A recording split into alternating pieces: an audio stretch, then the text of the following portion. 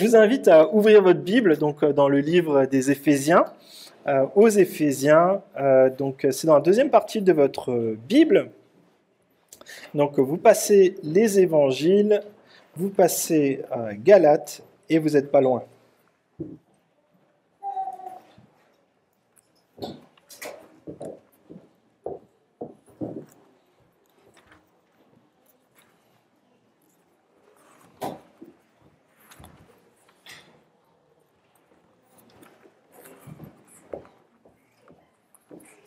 Voilà.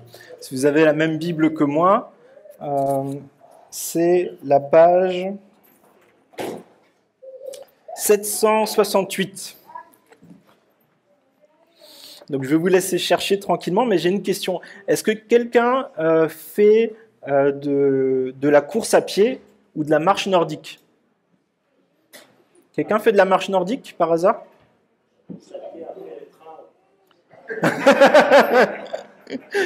Donc Magloire disait qu'en courant après le train, il en fait souvent. Et donc j'ai fait une petite recherche, et en fait finalement c'est vrai qu'en France qu'on fait pas beaucoup de marche nordique, mais en tout cas dans les Européens de manière générale en font beaucoup. Et le principe, donc je suis pas expert, hein, mais c'est de pas décoller en fait le talon du pied avant d'avoir posé le suivant. Vous voyez le truc, hein. Donc ça fait qu'on a une démarche assez bizarre, mais visiblement c'est vraiment efficace pour renforcer musculairement notre corps. Parce que j'ai lu que ça fait travailler entre 80 et 90% des muscles du corps, quand même.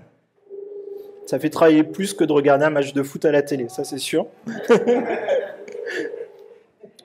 Mais c'est vrai que pour nous, c'est un peu la même chose dans ce qu'on a vu, dans ce passage qu'on a vu la semaine dernière. C'est que l'Église est comparée à un corps. Et c'est vrai que ce corps, il a besoin de travailler, il a besoin d'être musclé, il a besoin de grandir, il a besoin d'être coordonné. Et c'est impressionnant, je ne sais pas si vous vous rendez compte, rien que le fait de faire quelques pas comme ça, toute la coordination que ça nécessite en fait, entre les muscles, les articulations, les os et ainsi de suite. Et dès que, par exemple, on a une petite gêne, je ne sais pas, par exemple, vous êtes fait un bleu quelque part, ça marche un peu moins bien, on le sent. Et c'est vrai que Dieu nous a créé de manière vraiment incroyablement précise pour que tout ça, ça fonctionne. Et justement, c'est ce qu'on a commencé à voir la semaine dernière, et je vous propose qu'on puisse lire ensemble le passage qu'on a vu. Donc c'est Éphésiens 4, verset 1 et les versets 1 à 6. Je vous encourage donc, moi, le prisonnier dans le Seigneur, à vous conduire d'une manière digne de l'appel que vous avez reçu. En toute humilité et douceur, avec patience, supportez-vous les uns les autres dans l'amour. Efforcez-vous de conserver l'unité de l'esprit par le lien de la paix. Il y a un seul corps, un seul esprit, de même que vous avez été appelés à une seule espérance par votre vocation. Il y a un seul Seigneur, une seule foi, un seul baptême, un seul Dieu et Père de tous. Il est au-dessus de tous, agit à travers tous et habite en nous tous. Et la semaine dernière, on a été vraiment encouragés dans ce passage à voir que on a besoin de mettre en pratique notre vocation d'enfant de Dieu, d'être cohérent dans notre vie quotidienne pour que Jésus soit au centre. On a vu dans le livre des Éphésiens que Dieu nous a appelés avant la création du monde pour qu'on soit appelés ses enfants, pour qu'on puisse être dans sa proximité, qu'on puisse connaître tous ces bénédictions spirituelles. Et tout ça, ça nous appartient déjà. Mais maintenant, il est question de le mettre en pratique aujourd'hui dans notre quotidien. Et juste pour faire un petit résumé de ce qu'on a vu, et si vous n'étiez pas là, vous pourrez regarder la prédication de la semaine dernière, mais l'appel général, c'est vivez de manière cohérente avec votre vocation. Soyez pratiques, soyez pas seulement des chrétiens du dimanche. Une vie chrétienne authentique, aussi, elle aura nécessairement un prix. Paul le rappelle, il dit « Je suis en prison pour ma foi ». Mais c'est un encouragement à nous conduire d'une manière digne de l'appel que nous avons reçu. En tant qu'enfants de Dieu, nous avons des privilèges, mais aussi nous avons des responsabilités. Et ces responsabilités, c'est de vivre à la hauteur du salut que nous avons reçu par la mort et la résurrection de Jésus-Christ. Nous sommes appelés à ressembler de plus en plus à Jésus, à marcher de manière digne de la vocation d'enfant de Dieu. Et ça passe par ce choix d'aimer concrètement les membres de notre Église locale. Même si parfois c'est difficile, mais il est question d'être humble, d'avoir de la douceur, de la patience, de se supporter les uns les autres. Pourquoi ? Parce qu'on est tous unis par Jésus-Christ. Nous ne pouvons pas produire l'unité par nous-mêmes, mais nous pouvons la conserver. Parce que Jésus nous a fait ce cadeau de l'unité, mais aujourd'hui nous sommes invités à la conserver, à faire tout ce qui est en notre pouvoir pour conserver l'unité que Jésus nous donne. Et on a vu que, par exemple, c'était simplement déjà de passer du temps ensemble, de parfois regarder plus à nos défauts que peut-être aux défauts de notre voisin, et de se rappeler surtout que Jésus il est aussi mort pour notre voisin de gauche et de droite. Et il est dit, il y a un seul corps, un seul esprit, de même que vous avez été appelés à une seule espérance par votre vocation.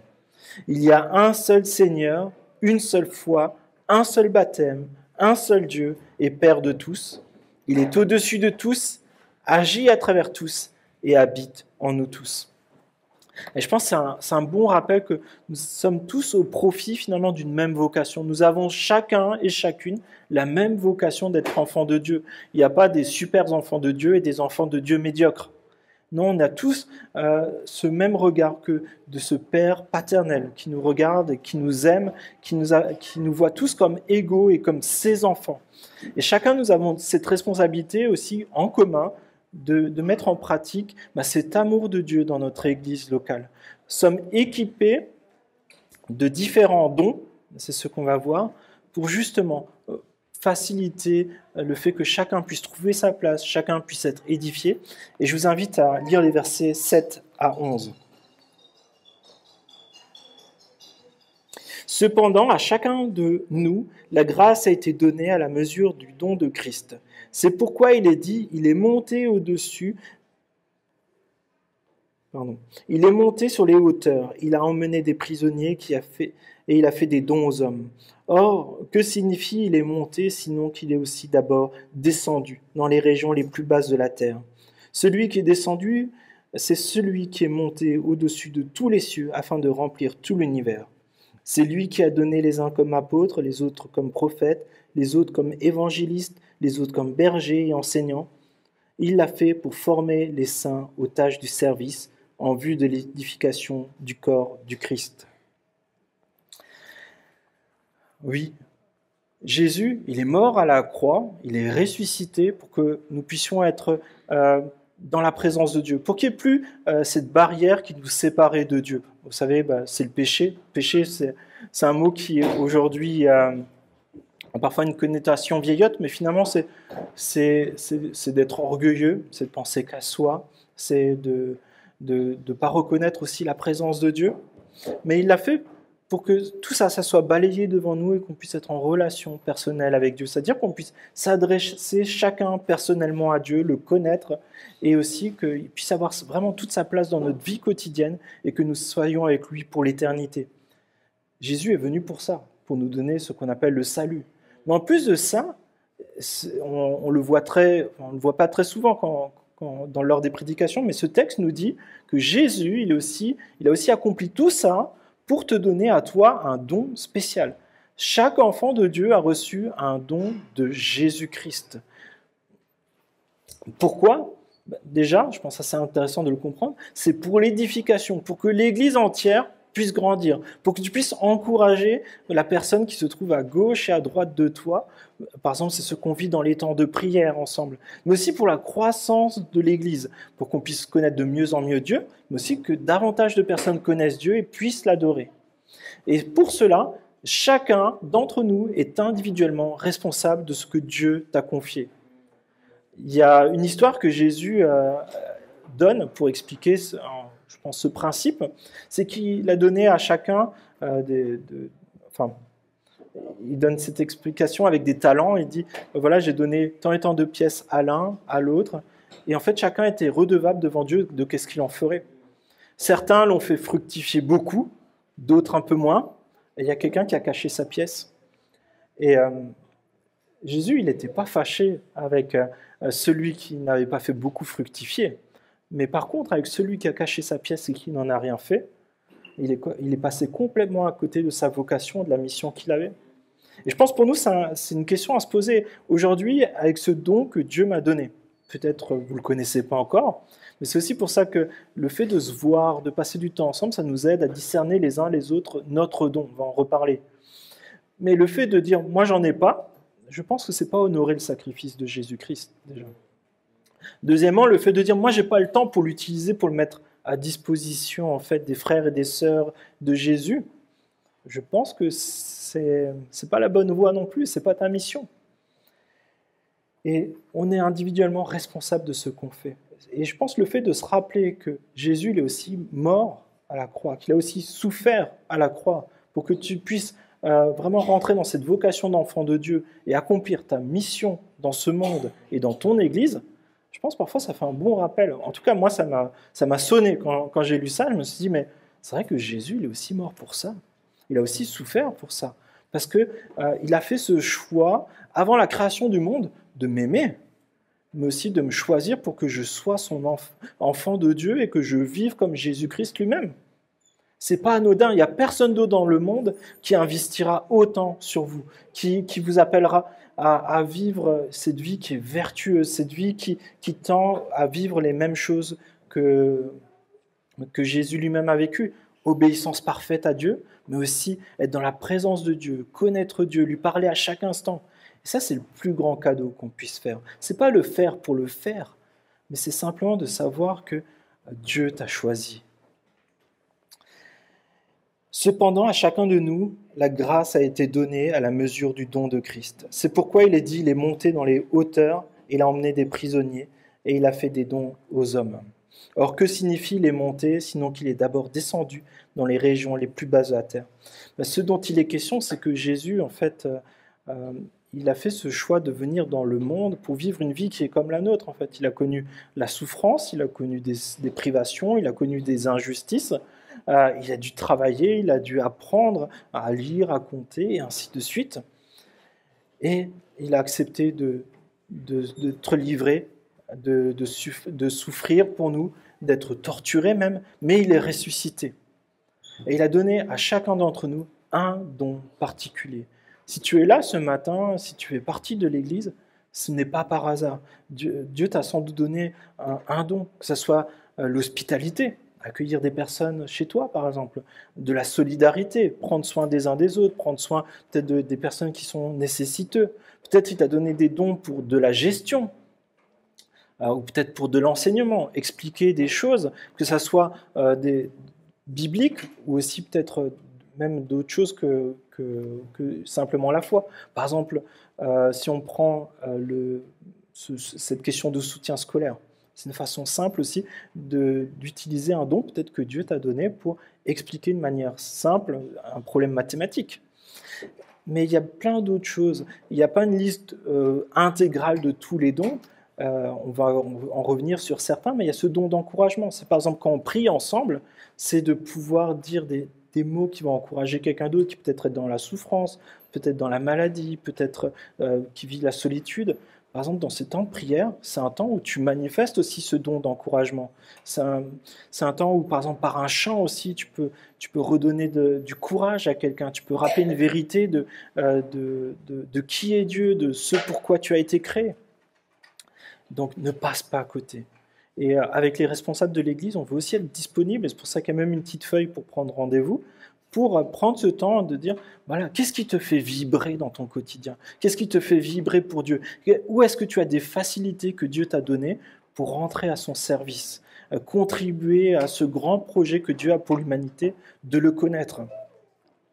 Et bien sûr, Jésus, il est venu pour te donner le salut, d'être dans la présence de Dieu, de le connaître, d'être réconcilié avec Dieu, mais aussi t'a donné d'être dans ta vocation d'enfant de Dieu.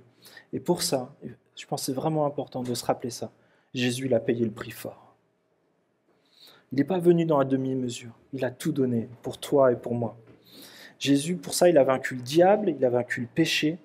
Et après, il s'est installé à la droite du trône de Dieu. Il a fait ses cadeaux à l'Église. Et ce cadeau, il te l'a confié à toi pour l'Église. Verset 10, Celui qui est descendu, c'est celui qui est monté au-dessus de tous les cieux afin de remplir tout l'univers. C'est quelque chose qu'on a vu au début de l'épître, c'est que Jésus, il est souverain sur toute chose. C'est lui qui règne, c'est lui qui va donner un monde parfait, sans tache, sans ride, où tout fonctionnera bien et on sera comme placé dans un écrin parfait de ce que Dieu a prévu pour ses enfants. Et c'est bon de se rappeler ça, parce que peut-être aujourd'hui, il y a des choses qui sont déroutantes dans notre quotidien. On peut peut-être vivre des choses difficiles, peut-être dans notre travail, peut-être parfois même dans notre couple, peut-être dans notre famille, dans plein d'endroits. Mais le fait de savoir que même sur ça, Jésus est souverain et que devant nous, il y a de belles choses qu'il a préparées d'avance pour nous. Et Christ, pour cela, il est souverain. C'est lui qui règne sur toutes les situations de nos vies. Et nous, on peut passer à côté de ces défis-là, d'être un enfant de Dieu, d'être dans notre vocation. Il y a des moments où on tombera, des moments où on ne sera pas au niveau de ce que Jésus il attend. Et c'est normal.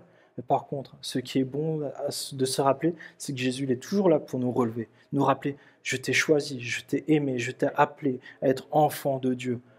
Vas-y, continue, va de l'avant.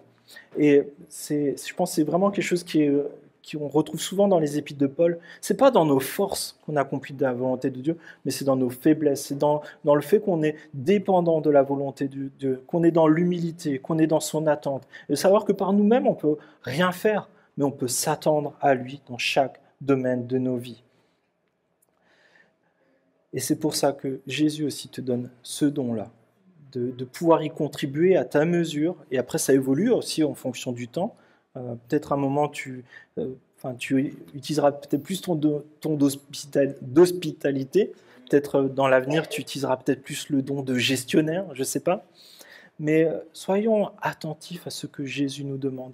S'il y a quelque chose qui vibre dans ton cœur, parce que tu sens que tu as un appel de Dieu pour le servir dans tel ou tel domaine, ne passe pas à côté, ne dis pas « je ne suis pas assez bien » ou « j'ai pas le temps » ou toutes ces fausses excuses. Vous savez, je pense qu'on s'y reconnaît chacun d'entre nous.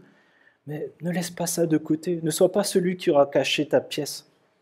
Ça ne vaut pas la peine. C'est gaspiller finalement ce cadeau qui est vraiment tellement important. Jésus, il te l'a donné à toi, personnellement, à moi et à notre Église, pour que l'évangile de Jésus rayonne, pour que son amour rayonne, pour que des personnes qui ne le connaissent pas le connaissent.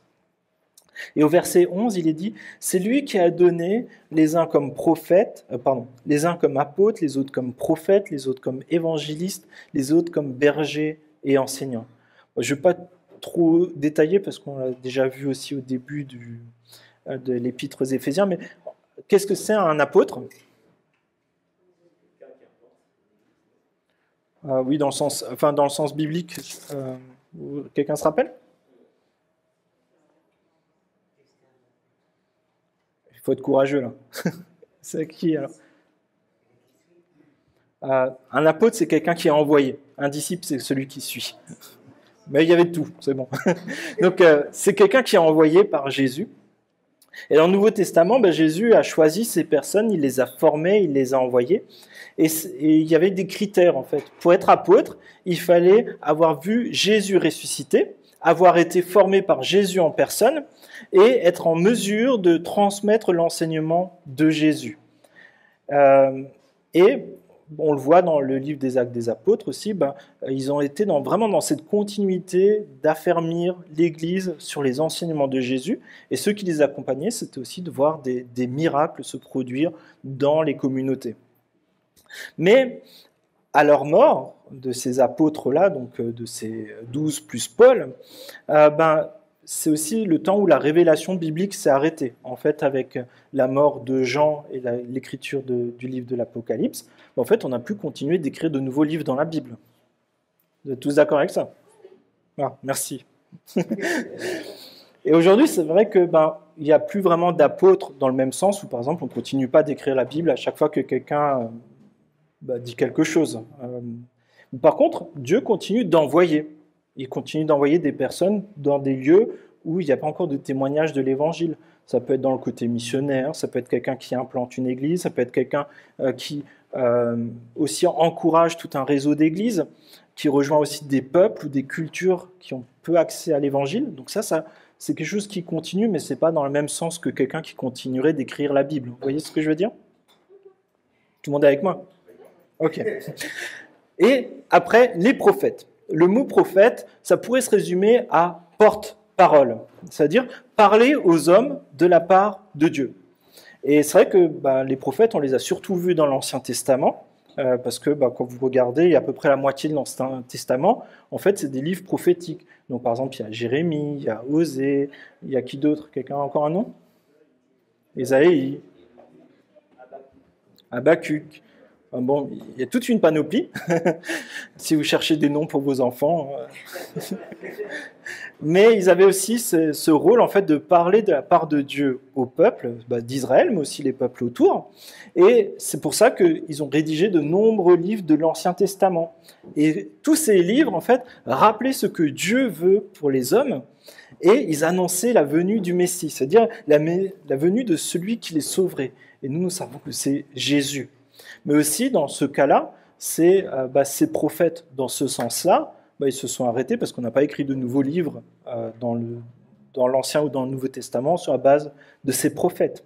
Mais leur rôle, en fait, c'était justement d'expliquer la parole et de l'appliquer dans le contexte qu'ils étaient en train de vivre. Par exemple, il y avait peut-être un temps où il y avait une nouvelle divinité qui apparaissait, et eux, ils étaient là, et ils disaient, n'adorez pas Baal, mais adorez Dieu, c'est Dieu qui vous a créé, c'est lui qui est le vrai Dieu. Et c'était ça leur rôle. Et aujourd'hui, finalement, dans ce sens-là, il peut encore avoir des prophètes qui vont simplement rappeler en fait qu'est-ce que dit la Bible, mais ils ne vont pas écrire encore la suite de la Bible. Leur rôle, ça va être d'expliquer, d'encourager et aussi de confronter parfois s'il y a des questions d'hérésie. Et aujourd'hui, nous n'avons pas besoin de nouvelles révélations de Dieu parce que Jésus, il est déjà venu. J'ai entendu un amen. C'est la plus grande nouvelle, c'est ce que ont annoncé des générations et des générations de prophètes et nous maintenant on l'expérimente. Mais aujourd'hui, on a encore ce privilège, en fait, de pouvoir nous encourager les uns les autres. Par exemple, quelqu'un qui vit une situation, je sais pas, dans son travail, et qui vient vous voir et qui peut-être a besoin d'encouragement, parce que peut-être son patron lui a demandé de mentir, peut-être sur la comptabilité ou ce genre de choses. Et vous avez besoin, et vous êtes peut-être confronté à cette situation-là, vous pouvez peut-être en discuter avec un ami de l'Église, et c'est quelqu'un qui va aussi vous encourager à rester ferme, à rester intègre devant Dieu, vous voyez. Ça peut être peut-être dans les situations de la vie quotidienne, sur, je sais pas, notre vie de couple, notre vie avec de parents, nos relations avec nos amis, nos voisins. On peut vraiment aussi s'attendre à ce que Dieu nous parle par les personnes qui sont autour de nous et qui nous rappellent finalement qu'est-ce que dit la Bible sur ce sujet-là. Mais c'est pas quelqu'un qui va te dire « Dieu m'a dit pour toi que ». On n'a pas cette vocation de dire que, de prendre cette autorité, de dire « Dieu m'a dit que ». Par contre, on peut dire la parole de Dieu, elle dit cela, ou moi j'ai à cœur de t'encourager dans ce sens-là. C'est peut-être juste ça qui est important de se rappeler, c'est de laisser la souveraineté à Dieu, l'autorité à Dieu.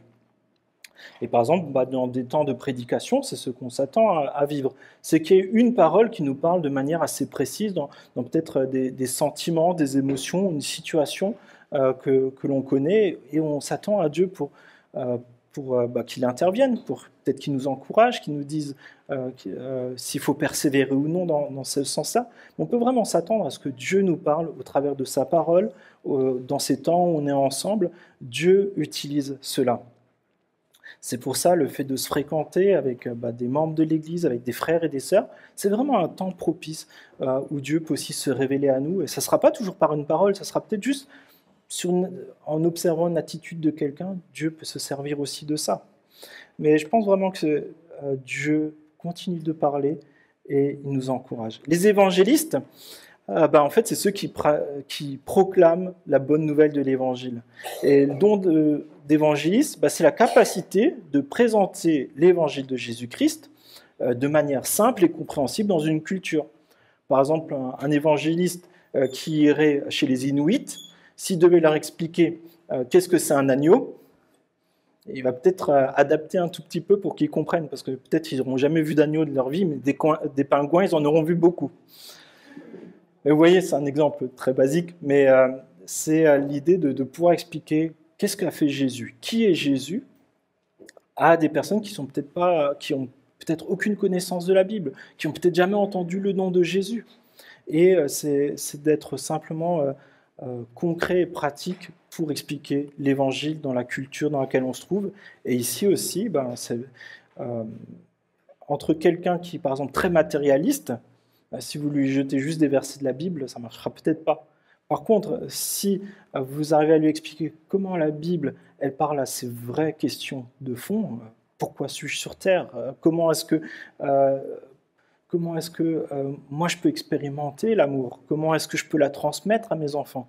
C'est peut-être des temps où Dieu pourra vous utiliser aussi pour l'encourager, pour encourager ces personnes et à le connaître.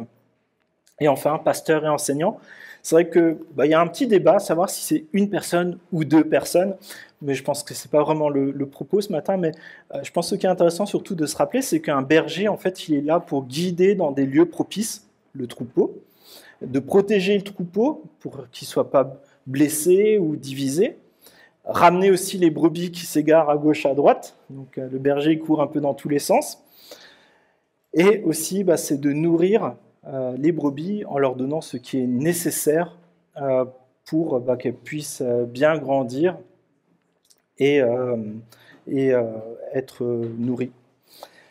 Et l'enseignant, du coup, c'est quelqu'un qui est capable d'expliquer ce que dit la Bible de manière simple et synthétique pour que chacun puisse se l'approprier à son niveau. Et c'est là où Dieu pourvoit à des personnes qui sont des cadeaux pour l'Église. Chacun a reçu des dons, mais il y a aussi des personnes qui sont des cadeaux pour l'Église, qui en fait, c'est pas qu'elles sont plus importantes que d'autres, ou c'est pas du tout ça la question, c'est juste qu'elles ont un rôle particulier. En fait, ce don dont il est question va vraiment les imprégner dans tout ce qu'ils sont, dans leur caractère, leur connaissance, leur sensibilité. Et le rôle de l'Église, en fait, ça va être de repérer ces personnes-là, de les reconnaître, de les encourager, puis aussi de les suivre. Mais toujours en se posant la question, est-ce que ce qu'il est en train de dire, est-ce que ce qu'il est en train de faire, est-ce que ça colle à ce que dit la Bible? Et ça, c'est notre responsabilité à chacun. C'est pas parce que quelqu'un te dira « je suis apôtre, prophète, pasteur » ou je sais pas trop quoi qu'il a raison. Ce qui a toujours raison, c'est ce qui est écrit dans la Bible. Verset 12, il l'a fait pour former les saints aux tâches du service, en vue de l'édification du corps du Christ, jusqu'à ce que nous parvenions tous à l'unité de la foi et de la connaissance du Fils de Dieu, à la maturité de l'adulte, à la mesure de la stature parfaite de Christ. Donc comprenez bien que Dieu donne la diversité des dons, la diversité des personnes pour trois objectifs. La maturité, c'est-à-dire de connaître Dieu de plus en plus, l'unité, c'est-à-dire un seul Jésus, un seul baptême, un seul esprit, c'est ce qu'on a lu avant, et la croissance dans notre ressemblance à Jésus, mais aussi la croissance pour que davantage de personnes le connaissent et vivent pour lui. Et nous, dans notre Église, nous souhaitons pouvoir grandir ensemble et vivre cette diversité par rapport à tout ce que Dieu nous a donné. Il nous a donné la diversité des dons, la diversité des personnes, la diversité des cultures. On est vraiment chanceux que Dieu nous ait donné tout cela. Et c'est pour ça que ça se passe aussi dans le fait que chacun doit trouver sa place, chacun doit trouver son service, son don, pour construire ensemble l'Église de Dieu dans cette ville de Morée-Loing et Orval, mais aussi dans toute cette région, et qu'on puisse mettre à disposition ces dons, que ce soit de la solidarité, que ce soit de prendre soin des uns des autres, de manifester de l'amour. Mais pour cela, ça nécessite de se rendre disponible, de prendre du temps pour cela, mais de se rappeler qu'en fait, c'est vraiment le temps le plus précieux qu'on puisse investir en le mettant à disposition de Dieu et à disposition des autres, parce que c'est ce qui restera pour l'éternité. Peut-être les programmes informatiques qu'on aura écrits, les saisies comptables qu'on aura fait, c'est important, mais ce n'est pas forcément ce qui restera pour l'éternité. Peut-être certains d'entre nous auront des placards avec plein de livres de comptabilité. Il y a de la déco pour tout le monde. Mais par contre, ce qui restera, c'est surtout l'amour. C'est ce qui nous a rappelé dans la Bible. L'objectif, c'est que nous parvenions tous à l'unité de la foi, la connaissance du Fils de Dieu, à la maturité de l'adulte, à la stature parfaite de Christ. Notre objectif en tant que disciples de Jésus, c'est de lui ressembler de plus en plus et d'être dans cette continuité de ce qu'il nous a appris, de ce que lui-même a fait. Et c'est pour ça que tout ce que tu fais dans ton église, que ce soit des tâches pratiques, quand tu refais de la peinture, quand tu fais le ménage, quand tu prends du temps pour prier, pour téléphoner à un ami, pour toi-même t'instruire en lisant ta Bible ou en lisant un livre, bah, tout ça, ça contribue à ce que l'Église en général grandisse. Et souhaitons vraiment chacun être disponibles les uns pour les autres en fait pour pouvoir prendre part à ce service, et à le faire avec joie, avec ce cœur qui est d'abord orienté vers Dieu. Et c'est pour ça que nous voulons ensemble, dans notre Église, vivre la maturité. Nous voulons viser à la maturité de chacun. Et enfin, pour finir, les versets 12 à 16. Il l'a fait pour former les saints aux tâches du service en vue de l'édification du Christ jusqu'à ce que nous parvenions tous à l'unité de la foi et de la connaissance du Fils de Dieu, à la maturité de l'adulte, à la mesure de la stature parfaite de Christ. Ainsi, nous ne serons plus des petits enfants ballottés et emportés à tout vent de doctrine par la ruse des hommes et leur habileté dans les manœuvres d'égarement. Mais en disant la vérité dans l'amour, nous grandirons à tout point de vue vers celui qui est la tête, Christ. C'est de lui que le corps tout entier, bien coordonné et solidement uni, grâce aux articulations dont il est muni, tire sa croissance en fonction de l'activité qui convient à chacune de ses parties et s'édifie lui-même dans l'amour. Et c'est pour ça que c'est un choix personnel de dire « je veux vivre dans la vérité ». Je ne veux pas vivre dans le mensonge, mais je veux vivre dans la vérité, je veux vivre dans la lumière de Christ. Et la croissance de l'Église, comprenez ça, elle est à la fois qualitative, parce qu'on veut connaître de plus en plus Dieu, on veut mener une vie qui est de plus en plus compatible à ses normes, mais aussi c'est que davantage de personnes puissent connaître Christ et aussi rentrer dans ce cheminement d'être disciple de Christ et de mener cette vie qui est abondante. Excusez-moi, il faut que je prenne un... C'est le problème de chanter et de prêcher après. Et Jésus, c'est ça qui est intéressant de comprendre, c'est que c'est Jésus lui-même qui fait grandir son Église. C'est Jésus lui-même qui pourvoit aux dons et c'est Jésus lui-même qui pourvoit aux responsables.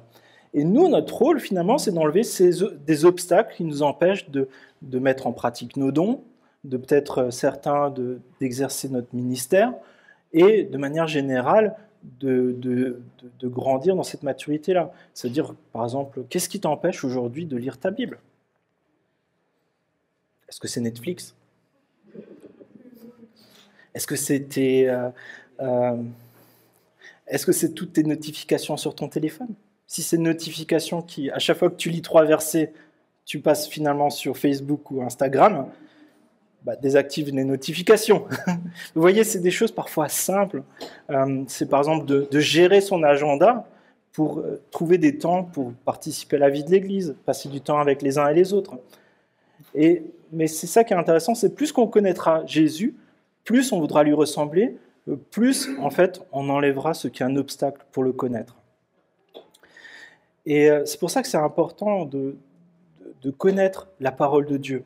Et il dit que ainsi nous ne serons plus de petits enfants ballottés et emportés par tout vent de doctrine, par la ruse des hommes et leur habileté dans les manœuvres d'égarement, mais en disant la vérité dans l'amour, nous grandirons à tout point de vue vers celui qui est la tête, Christ. Savoir comment la Bible présente l'Église, comment elle présente la vie chrétienne, c'est ce qui va nous garder de suivre en fait parfois nos émotions qui peuvent être trompeuses. Ça peut nous garder de suivre peut-être un faux enseignant qui a simplement du charisme, qui sait vendre les choses, ou peut-être quelqu'un qui est malhonnête. Mais c'est de revenir finalement à qui est Christ, comment il présente ça dans la Bible, et de pouvoir trouver la volonté de Dieu. Comprenez que beaucoup d'églises connaissent des divisions à cause de fausses doctrines, par la recherche de manifestations qui ne sont pas fondées sur la Bible. Par exemple, certains ont inventé une doctrine comme quoi il pleuvrait des paillettes d'or pendant le culte. Moi, je pense que c'est surtout une astuce pour trouver plus de personnes pour faire le ménage. Mais combien facilement on peut avoir des fausses doctrines ? des choses qui nous détournent de Jésus-Christ qui est mort et ressuscité à la croix pour qu'on le connaisse. Combien d'églises ont été brisées par la recherche de quelque chose de plus que l'Évangile, peut-être par un orgueil qui est déplacé, quelqu'un qui se met à la place de Christ dans l'Église. C'est là que c'est bon de se rappeler. C'est de lui, Jésus, que le corps tout entier, bien coordonné et solidement uni, grâce aux articulations dont il est muni, tire sa croissance en fonction de l'activité qui convient à chacune de ses parties et s'édifie lui-même dans l'amour. Ça me fait penser à cette image justement de la marche nordique. Chacun des muscles, chacun des articulations est à sa bonne place et tout avance ensemble. Et c'est vraiment, je pense, cette image de Jésus pour l'Église. Lui, il sait où il veut aller, il nous a donné des consignes, il a équipé tout le corps avec des muscles, des articulations pour que ça fonctionne. Et là, justement, les leaders, c'est pas la tête. Le leader, il doit être une des articulations, c'est lui qui doit entraîner les biceps et l'avant-bras et ainsi de suite pour que ça suive. Et c'est vrai que parfois, on peut avoir des temps où on a besoin de vivre dans la vérité, ça nécessite d'avoir des discussions parfois un peu délicates, mais c'est tellement important.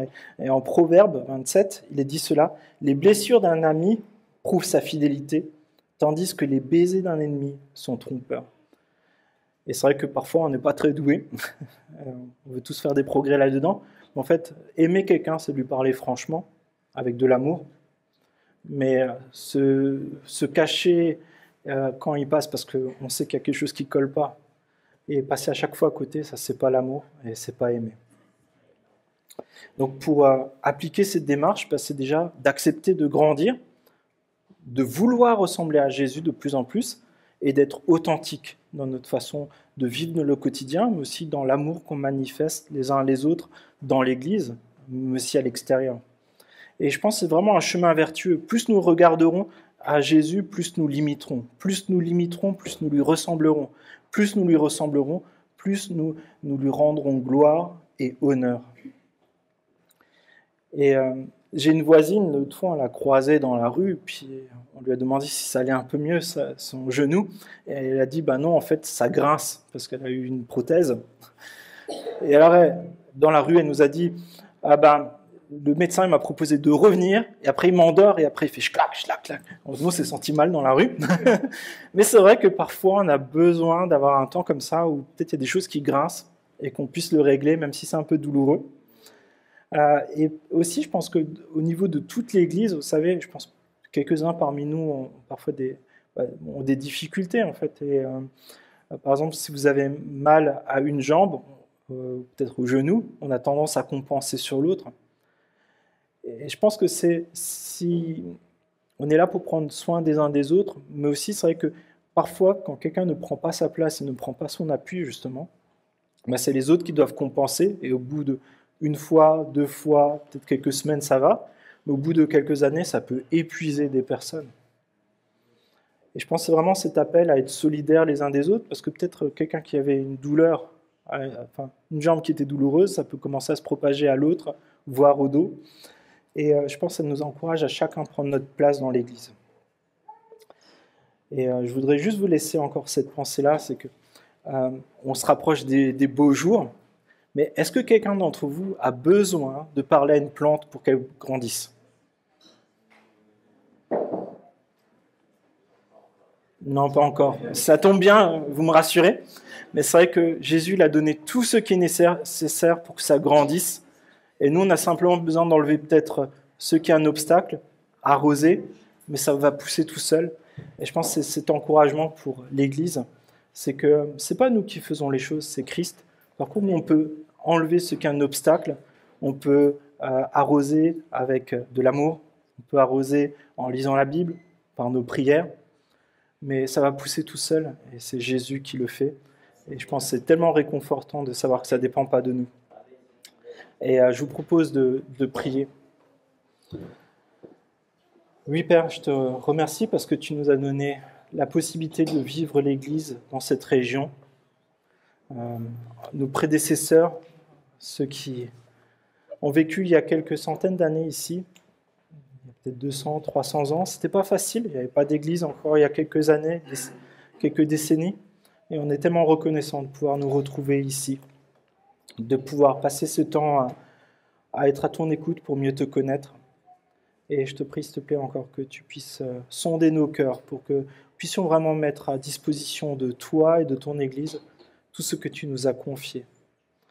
Que nous soyons vraiment dans cette attitude qui t'honore, où on se rend disponible et on veut se rappeler vraiment que tu as payé le prix fort pour que nous soyons là aujourd'hui, comme les enfants de Dieu, mais aussi équipés de tous les dons qui sont nécessaires à la croissance de ton Église. Je te prie, s'il te plaît, que tu nous aides chacun à quotidiennement mettre cela en pratique dans nos vies. Je te prie ainsi dans le nom de Jésus. Amen.